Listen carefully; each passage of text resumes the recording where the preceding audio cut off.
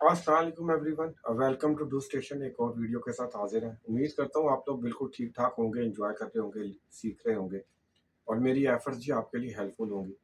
तो जो हमारी सीरीज चल रही है HSC ABC to XYZ learn from the scratch, जिसमें HSC को आसान तरीके में बिगनर से एक्सपर्ट लेवल तक सीख रहे हैं, उसका मॉड्यूल 4 स्टार्ट करेंगे, जो कि हैजर्ड आइडेंटिफिकेशन और रिस्क असेसमेंट, हीरा जिसे कहते हैं। बहुत इंपॉर्टेंट टॉपिक है।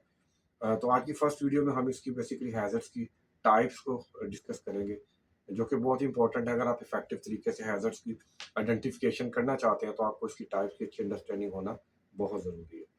तो आज के टॉपिक में हम ये कवर करेंगे। चलते हैं जी अपने टॉपिक की तरफ और अंडरस्टैंड करते हैं टाइप्स ऑफ हैजर्ड्स। प्रेजेंटेशन में खुशामदीद सबको। हमारी series HSC ABC to XYZ learn from scratch, जिसमें हम बिगनर से एक्सपर्ट लेवल HSC को अंडरस्टैंड कर रहे हैं। तो मॉड्यूल 4 स्टार्ट कर रहे हैं जी। बहुत इंपॉर्टेंट है hazard identification and risk assessment, जिसको हीरा भी कहते हैं। तो उसके अंदर जी आज पार्ट 1 है, तो हम टाइप्स ऑफ हैजर्ड्स को डिस्कस करेंगे।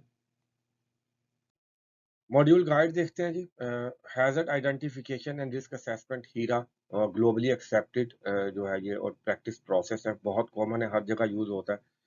ये एक सिस्टमैटिक प्रोसेस है जिसके अंदर हम हैजर्ड्स को आइडेंटिफाई करते हैं, उनके रिस्क को इवैल्यूएट करते हैं और फिर सूटेबल कंट्रोल लगाते हैं ताकि अपने बिजनेस को, इन्वायरमेंट और लोग जो हैं उनको हम किसी किस्म के हार्म से प्रोटेक्ट कर सकें। तो बहुत क्रूशल पार्ट है ये हेल्थ एंड सेफ्टी का, इसकी अच्छी अंडरस्टैंडिंग बहुत ज़रूरी है। इसको हम सीरीज ऑफ वीडियोस में कवर करेंगे ताकि इसकी अंडरस्टैंडिंग जो है वो अच्छे और कम्प्रिहेंसिव अंदाज में कर सकें। आज उसका पार्ट 1 है, इसके अंदर हम हैजर्ड आइडेंटिफिकेशन के प्रोसेस में जो हैजर्ड्स की टाइप्स हैं उनको अंडरस्टैंड करेंगे ताकि हमारी जो फाउंडेशन है वो अच्छी हो सके। और इसका बहुत रोल होता है जो हमारी रिस्क मैनेजमेंट है। अगर हमारी जो टाइप्स ऑफ हैजर्ड्स की अंडरस्टैंडिंग है वो जितनी अच्छी होगी तो हम उतने अच्छे तरीके से हैजर्ड आइडेंटिफिकेशन का जो प्रोसेस है उसको इफेक्टिव कर सकेंगे, जो कि रोल प्ले करता है इफेक्टिव रिस्क मैनेजमेंट में। की टॉपिक्स आज की वीडियो के जी देखते हैं। Importance of hazard types cover करेंगे, role of hazard types in effective risk management देखेंगे और की टाइप्स ऑफ हैजर्ड्स को देखेंगे आज। लर्निंग आउटकम्स की देखते हैं जी। Understand the importance of hazard types in risk management. Hazard types की रिस्क मैनेजमेंट में क्या इंपॉर्टेंस है इसका अंदाजा होगा। देन हम रिकॉग्नाइज करेंगे कि जो हैजर्ड टाइप्स हैं इनका क्या रोल होता है इफेक्टिव रिस्क मैनेजमेंट में। और उसके बाद हमें अंदाजा होगा कि कौन सी की टाइप्स हैं जिनको ऑर्गेनाइजेशंस को कंसीडर करना चाहिए जब वो रिस्क मैनेजमेंट कर रहे होते हैं, हैजर्ड्स को कैटेगराइज कर रहे होते हैं। इंट्रोडक्शन देखते हैं आज के टॉपिक का। हैजर्ड जो है पोटेंशियल सोर्स ऑफ हार्म है बिजनेस के लिए, लोगों के लिए, इन्वायरमेंट के लिए। इनकी इफेक्टिव मैनेजमेंट बहुत ज़रूरी है। अगर हमें हैजर्ड्स की टाइप्स की और करेक्टरिस्टिक्स की अच्छी अंडरस्टैंडिंग होगी जब भी हम इफेक्टिव तरीके से इनको कंट्रोल कर सकते हैं। आज के टॉपिक में हम कवर करेंगे कि हैजर्ड्स की कौन सी टाइप है और इनका क्या रोल है इफेक्टिव जो रिस्क मैनेजमेंट होती है उसमें, और ये किस तरीके से हमें हेल्प कर रही होती है। इंपॉर्टेंस ऑफ हैजर्ड टाइप्स की बात करते हैं। Understanding the types of hazards help in identifying potential risk. अगर आपको अच्छी अंडरस्टैंडिंग है हैजर्ड की टाइप्स की तो ये आपको रिस्क को आइडेंटिफाई करने में हेल्प करते हैं, आपके लिए आसान हो जाता है। फॉर एग्जांपल आपको पता लग जाता है कि स्पेसिफिक हैजर्ड कहाँ मिलेगा, कब मिलेगा। जब वो स्पेसिफिक हैजर्ड है वो कैसे पैदा हो सकता है, इंड्यूस हो सकता है। फॉर एग्जांपल जी आपके पास क्रश हैजर्ड है, तो आप ऐसी जगह पर जाकर ढूंढेंगे जहां पर आपके दो ऑब्जेक्ट्स के बीच में कुचले जाने, मसले जाने का अंदेशा हो।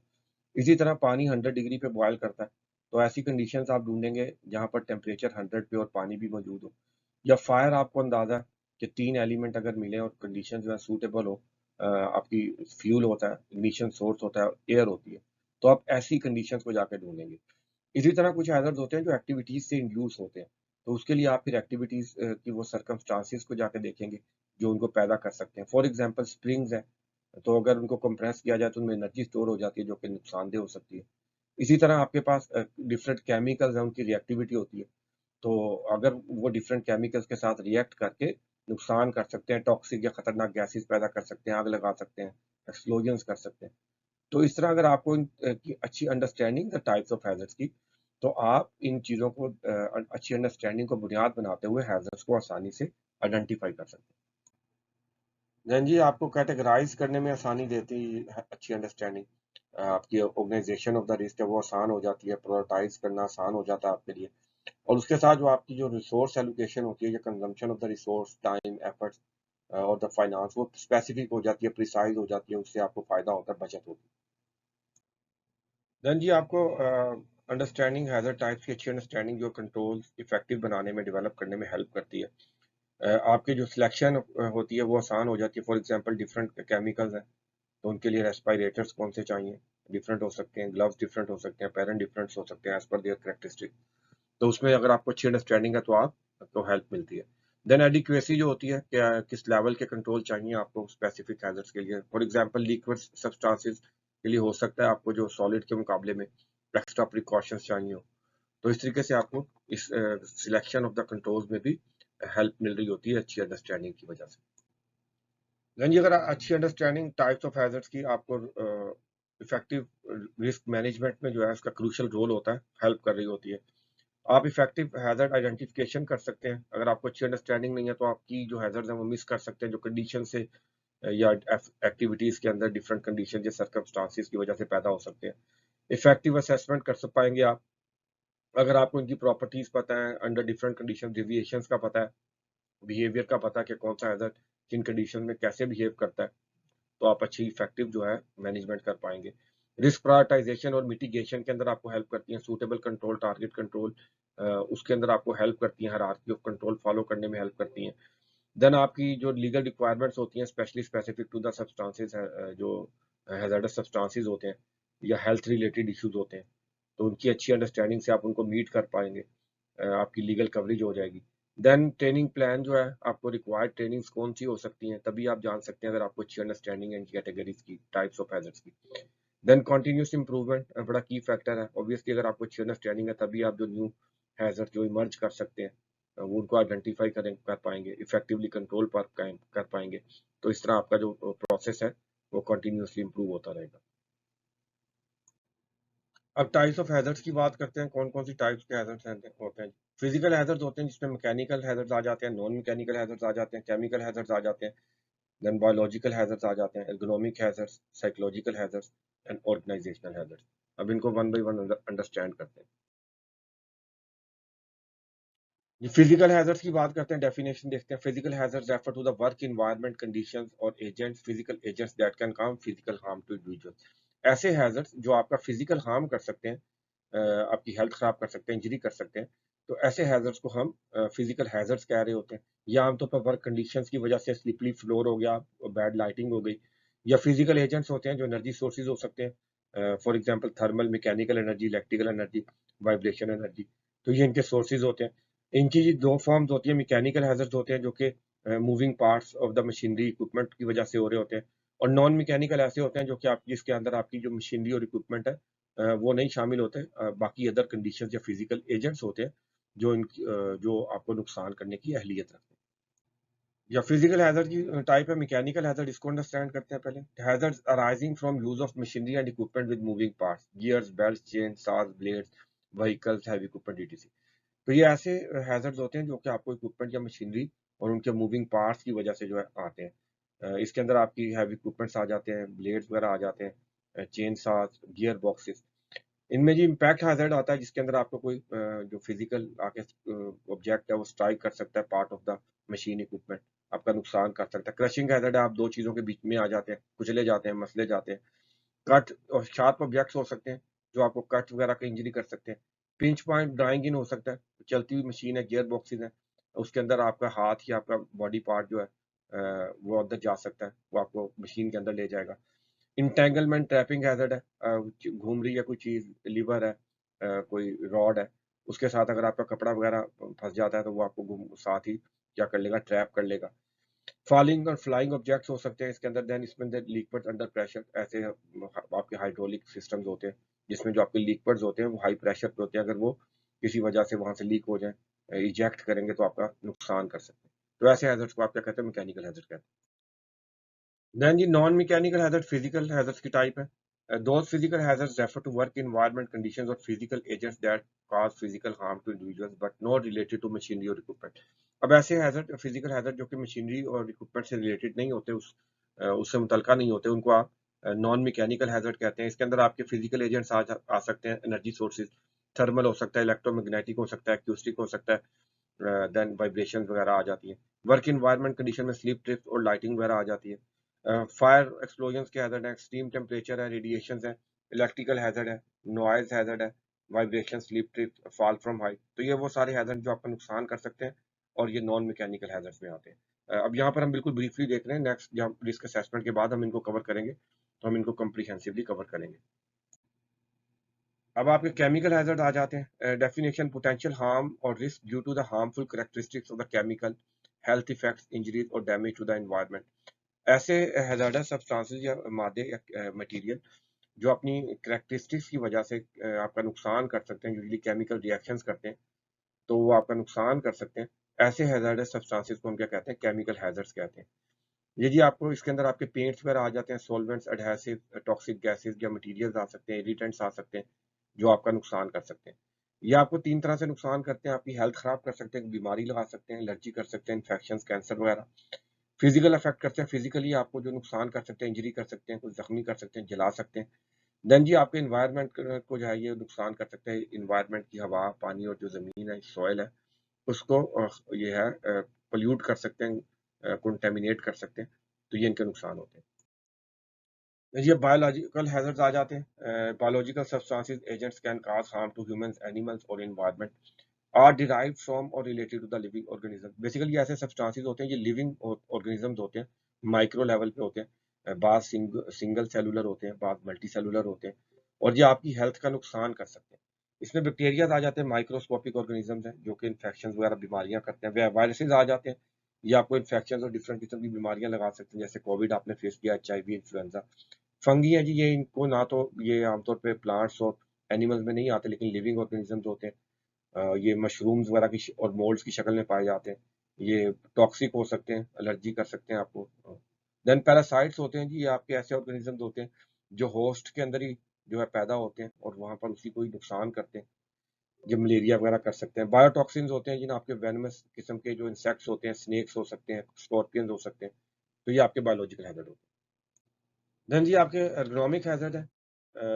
Workplace conditions that pose risk to the musculoskeletal system, mismatch between the physical requirements of the job and physical capacity।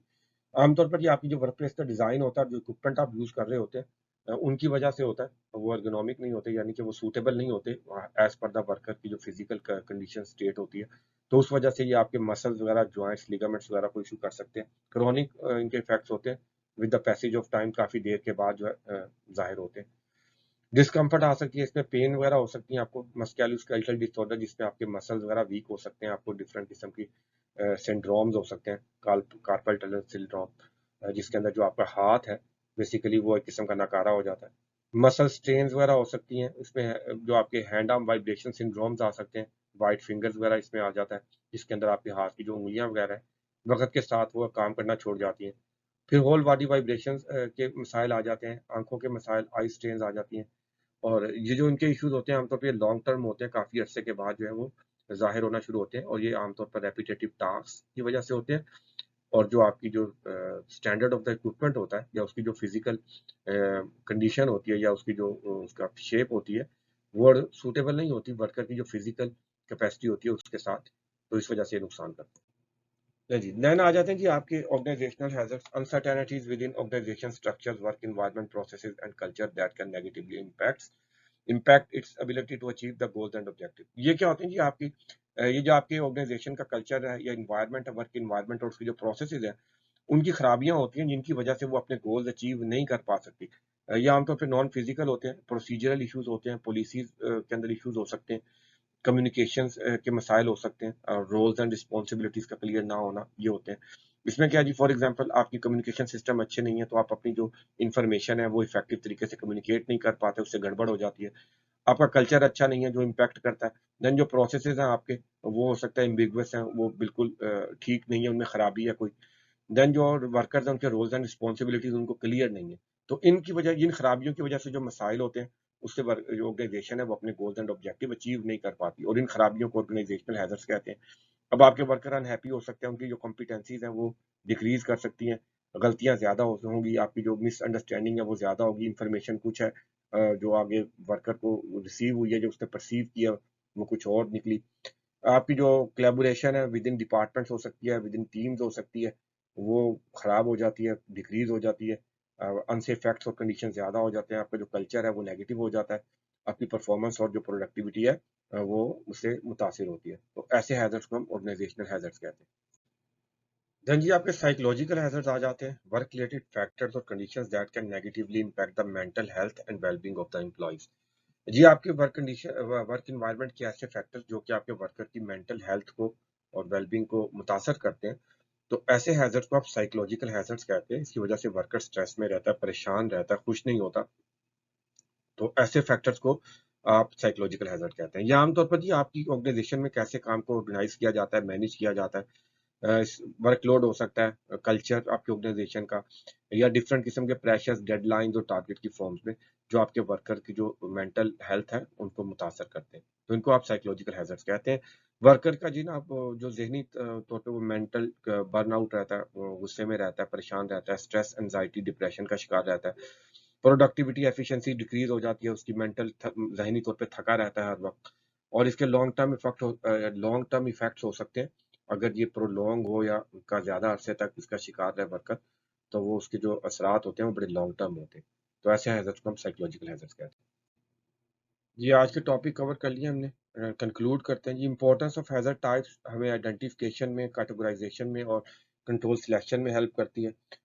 Risk management में बड़ा क्रूशियल रोल होता है, effective risk assessment, hazard identification में, प्रायोरिटाइज़ेशन के अंदर, सूटेबल कंट्रोल की जो selection है उसके अंदर, एंड देन ट्रेनिंग्स वगैरह की सिलेक्शन में और कंप्लायंस अचीवमेंट में हेल्प कर रही होती है इसकी अंडरस्टैंडिंग। देन जी की टाइप्स ऑफ हैज़र्ड देखी हमने, जिसमें फिजिकल आ जाते हैं, केमिकल, बायोलॉजिकल, ऑर्गेनाइजेशनल और साइकोलॉजिकल हैज़र्ड्स आ जाते हैं। हमने बड़े ब्रीफली ये कवर किए हैं। इसको हम कम्प्रिहेंसिवली रिस्क असेसमेंट का प्रोसेस और हायरार्की ऑफ कंट्रोल की अंडरस्टैंडिंग के बाद लेटर इन दिस मॉड्यूल फिर कवर करेंगे, जिसके अंदर हम प्रैक्टिस करेंगे इन टाइप्स के ऊपर कि कैसे रिस्क असेसमेंट और हायरार्की ऑफ कंट्रोल्स को इम्प्लीमेंट करते हैं। जी, आज की वीडियो थी हमारी, उम्मीद करता हूँ जी आपके लिए हेल्पफुल होगी। आपके देखने का, सपोर्ट करने का बहुत-बहुत शुक्रिया। कोई क्वेश्चन है, फीडबैक है, आप मेरे से शेयर कर सकते हैं। तो नेक्स्ट टॉपिक में मिलते हैं जी, नेक्स्ट वीडियो में नेक्स्ट टॉपिक के साथ आपको मिलते हैं। तब तक अपना ख्याल रखें, सेफ रहें। अल्लाह हाफ़िज़।